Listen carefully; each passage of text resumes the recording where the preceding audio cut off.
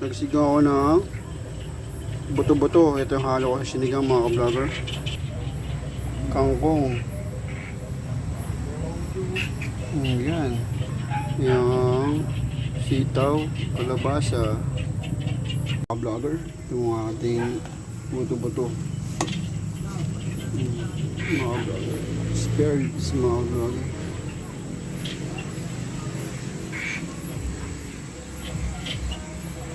Follow nyo mga vlogger. Yan, sigang may kalabasa. Saka talong. Vlogger, ilalagay natin itong okra. Dun sa mga vlogger, lagay natin okra. Yan. Tulubog natin siya. Next ka-vlogger, sitaw. Sitaw.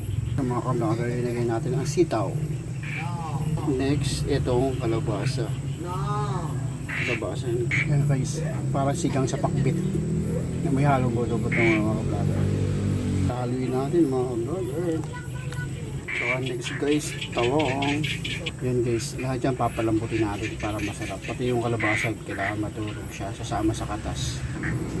Guys, haluin natin sila lahat. Yan, ito yung yampo at saka puto-puto. Huli natin yung kasi madali siya maluto itong angkong. Binabad natin sa asin. Ayun na guys, oh. Diba? Ayun, hihintay na natin siya maluto. Natin ang kangkong para ilagay natin doon. Yan, mga ka-vlogger, kumukulo na siya. Mga ka-vlogger, kailangan luto lahat. Pati yung kalabasa, kailangan malambot na siya. Medyo matagal pa siya. Kasi matigas pa yung kalabasa at saka yung talong. Kailangan ilagay natin ang kangkong. Kasi bilog na lahat.